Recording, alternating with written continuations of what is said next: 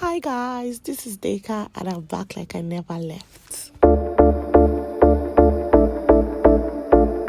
Welcome back guys. Today's tutorial is on full makeup on a dark-skinned person and the do's and don'ts for a dark-skinned person or when doing a dark-skinned person's makeup. If this is your first time coming across my video, my name is Deka of Dazzled by Deka's Makeup Studio. I'm a professional makeup artist based in Abuja, Nigeria. So I offer tutorials on makeup, gele tying, ukuku bridal styling, every traditional hair styling, and many others. Okay, so welcome. Stay tuned. So today, like I said, it's on a full makeup look on a dark-skinned person. So if you notice, her foundation is darker than her neck. This is because her hand is dark as well. So I just decided to go in using the color of her hand but brighten it up a bit. Okay, so right now I'm just blending in. Blending is very important when you're working for a dark-skinned person. It is important to know their undertone. It is important to know their skin tone, their skin type.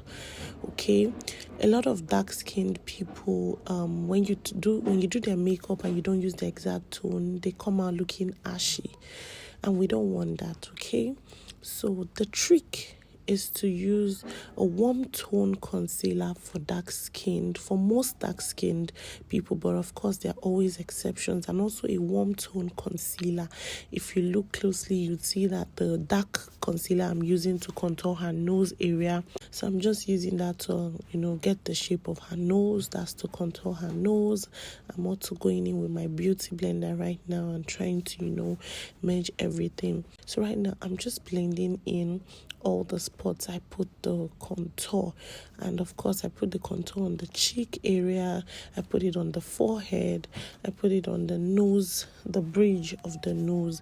Another important tip when you're doing makeup for dark skinned, you have no business putting a white translucent or white powder on a dark skinned person.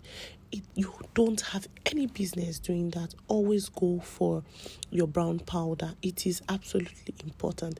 It helps with their skin tone.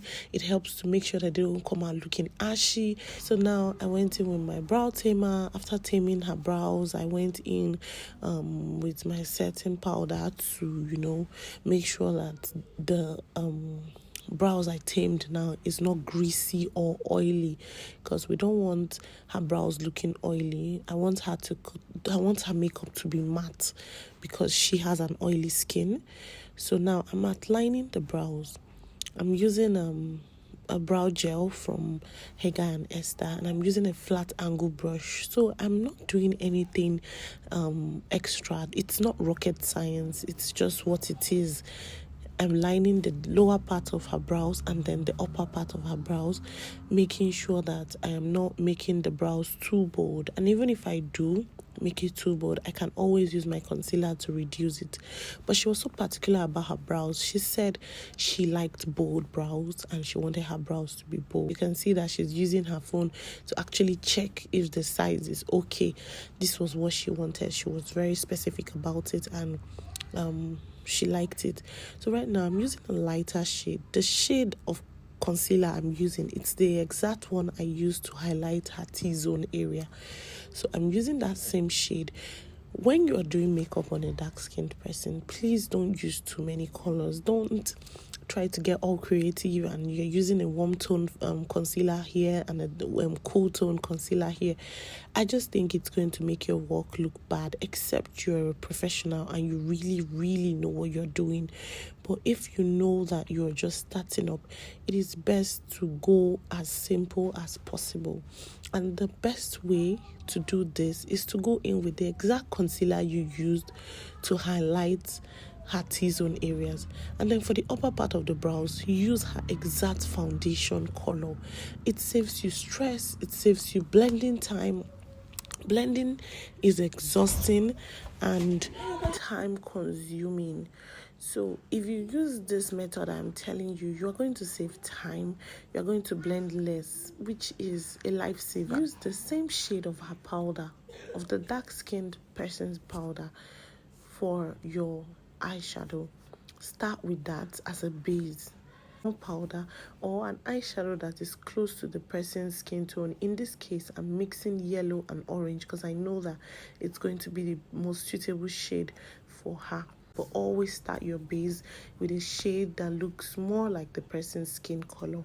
It is very easy for you to now transition into deeper colors or darker colors or whatever look you're going for. But for this look, I'm going for a nude look. You know, she's a Muslim woman and she didn't want anything overly dramatic. Then I went in with my concealer. This one doesn't really matter. You can use any concealer of your choice as long as it's a bright shade.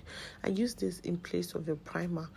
You can use a primer, but I love to use concealers. It works for me. I love how I love the texture. It's very lightweight. It just gives me the finishing that I want. So now I'm just going in with the nude eyeshadow that I wanted to go for because I know that she didn't want anything over the top. So I'm just applying that.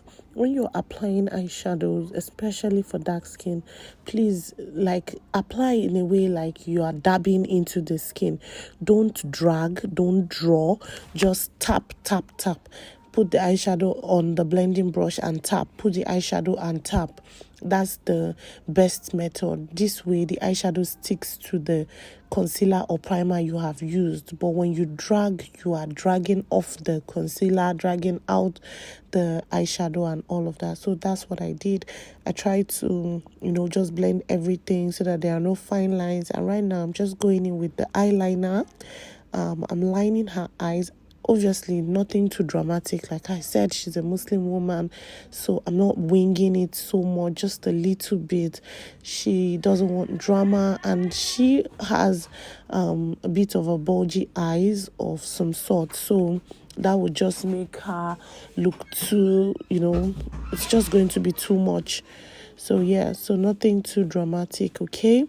When you're drawing your wings or eyeliner, when you're putting eyeliner for someone, just go as close to the lashes as possible, except the person tells you, oh, I actually like very serious eyeliners, I don't want something mild. Then this Blossom Makeover mascara is one of my favorites. I went in with that, brushing her eyelashes upward because they were a bit tangled, and then now I'm just going in with a certain lashes, and lashes is one of my favorite part of makeup. You can see that you can't even tell the difference between where I started the eyeshadow, and that's the whole idea of makeup. The whole idea is for you to blend in so seamlessly people can't even tell the difference.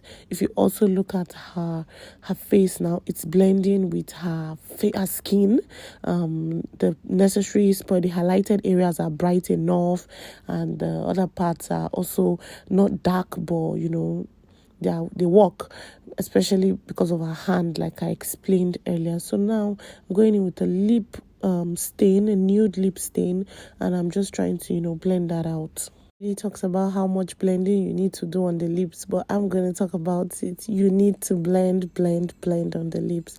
After that, I went in with a lip gloss from Absolute, and right now I'm just dusting off the excess powder on her face, and this is the finished look. This is what she looks like. Look at how beautiful she looks. She looks stunning. She looks, natural. She looks so beautiful. This is what she wanted. She was so happy. She had a shoot to do, and this is her. So thank you so much for watching. I'll see you guys next week.